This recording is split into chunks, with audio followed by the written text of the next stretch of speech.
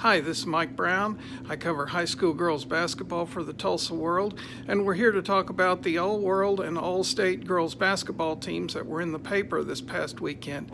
First of all, yes, in answer to some of your questions, it was a little more difficult to pick the teams this year because of the pandemic, not having the state tournament to decide some of the final questions about who's best.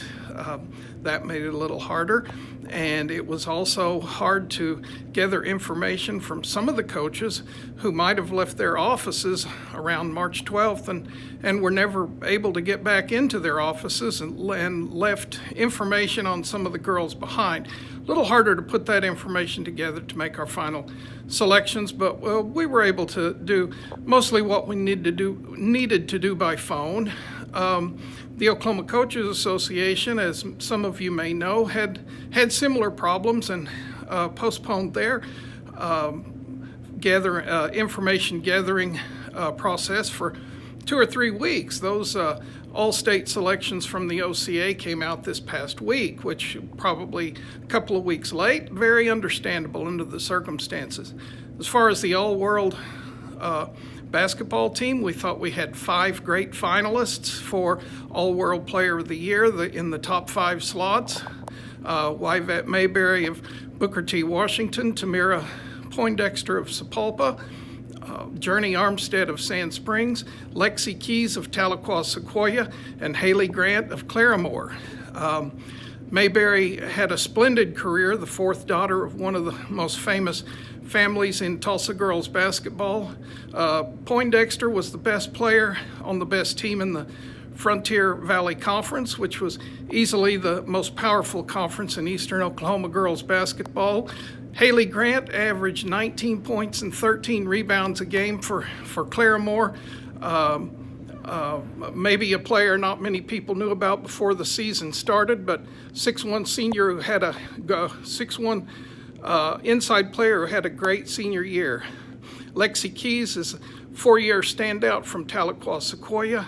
And of course, Armstead averaged 18 points a game as a sophomore and made Sand Springs into a contender, probably a better team than it would have been if Armstead hadn't transferred over from East Central. Hi, I'm Barry Lewis. I make the final decisions on the Tulsa World's All-World and All-State boys basketball selections after receiving nominations from coaches and consulting with them. And something that our 5 boys Player of the Year finalists have in common, besides impressive statistics, are they all showed great leadership ability in leading their teams to state tournament berths. Booker T. Washington's Bryce Thompson and Trey Phipps, who are now Player of the Year finalists for a 2nd consecutive year. Since I've been covering high school basketball starting in the mid-1980s, this is the best guard combination over a 3-year period that I've seen. They had incredible careers, major impact players in the Metro, in the state. Over the past 4 years, as you recall, Trey started his career at Sapulpa before moving to Booker T when his dad, Conley, was named head coach there. Webster's Anthony Pritchard sacrificed a little scoring this year to become a better all-around player, and the result was Webster winning its first conference title since 1992 and posting its best record in about 50 years. Kayvon Key kept Memorial rolling. Despite the graduation of the Boone brothers, who are the all-world players of the year the past 2 years, Key helped Memorial stay at a level similar to when the Chargers won state championships the past 3 seasons.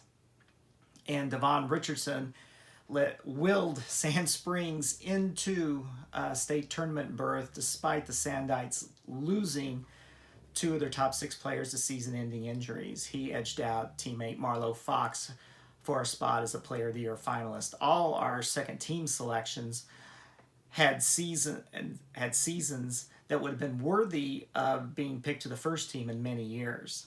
As far as our all-state selections go, 5 of the 15 are underclassmen, which bodes well for next season. Heritage Hall's Trey Alexander is now a two-time All-State selection, along with Bryce Thompson and Trey Phipps. It was a challenge this year without the 6A through 2A state tournaments, because in the past some all-state berths were determined by performances in state tournaments, and Duke's Jamison Richardson clinched his by an MVP-type performance in the Class B state tournament that was completed a week before the shutdown.